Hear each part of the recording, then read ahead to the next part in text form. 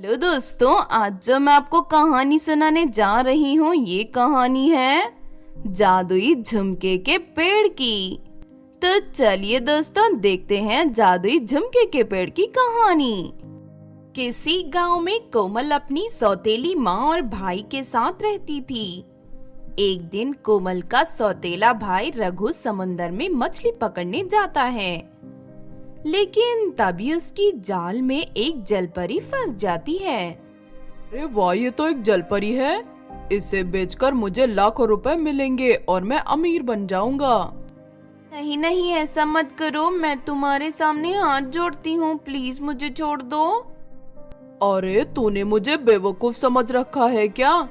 देख, मैं किसी भी तरह अमीर बनना चाहता हूँ और हाथ में आया इतना अच्छा मौका मैं नहीं छोड़ूंगा। रघु जलपरी को बांधकर उसे पानी से बाहर एक टोकरी में बैठा देता है और उस टोकरी को लेकर अपने घर चला जाता है। माँ देखो, मैं आज समुंदर से एक जलपरी पकड़ कर लाया हूँ। कल मैं इसे बेचकर अमीर बन जाऊंगा। अपने बेटे की बात सुनकर उसकी माँ शोभा बहुत खुश होती है। उसके बाद वो दोनों उस टोकरी को एक कोने में रखकर वहाँ से चले जाते हैं। तभी वहाँ कोमल आ जाती है। कोमल को देख जलपरी रोने लगती है।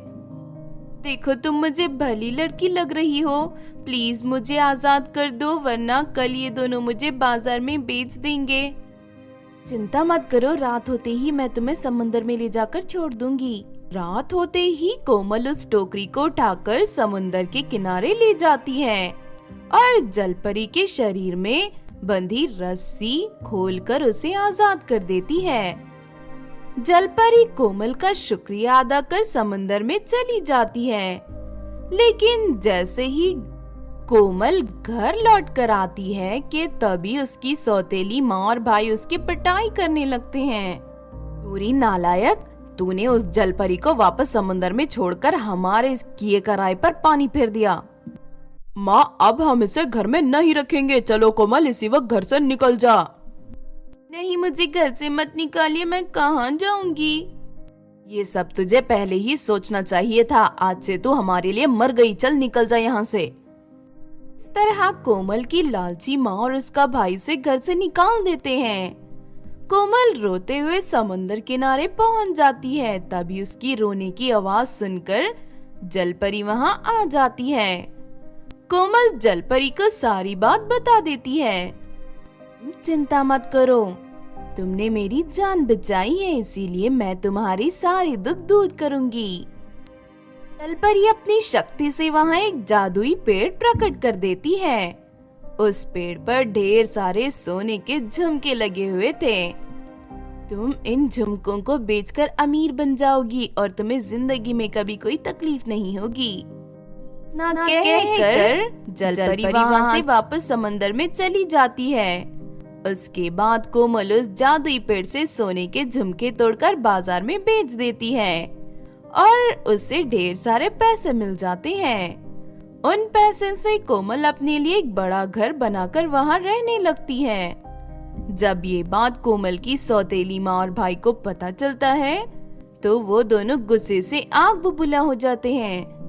माँ, उस जलपरी ने कोमल को एक जादुई पेड़ दिया है जिस पर सोने के झुमके लगते हैं। चलो उस कोमल को मारकर हम उस पेड़ को अपने कब्जे में कर लेते हैं।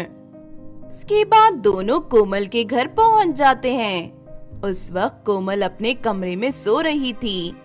दोनों माँ बेटी कोमल के घर के चारों तरफ पेट्रोल छिड़क कर आग लगा देते हैं, लेकिन तभी वो जादुई पेड़ से ढेर सारा पानी बाहर निकलने लगता है और कोमल के घर में लगी आग को बुझा देता है। उसके बाद वो आग हवा में उड़ते हुए रघु के घर में चली जाती है और रघु का घर जलने लगता है। माँ, ये क्या हो गया? ये क्या हो गया माँ? यहाँ आग तो हमारे घर में लग गई।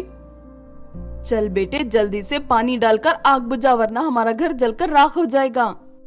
दोनों माँ बेटे पानी डालकर आग को बुझाने की कोशिश करते हैं, लेकिन वो आग नहीं बुझती और देखते ही देखते उनका घर जलकर राख हो जाता है। ये देख दोनों समझ जाते हैं कि ये सब उनके लालच की वजह से हुआ है उसके बाद दोनों कोमल से माफी मांगने उसके घर पहुंच जाते हैं। कोमल उन दोनों को माफ कर देती है। उस दिन से दोनों माँ बेटे पूरी तरह सुधर जाते हैं और कोमल के साथ उसके घर में हंसी खुशी रहने लगते हैं। तो आपने देखा दोस्तों जादुई झुमके के पेड़ की कहानी।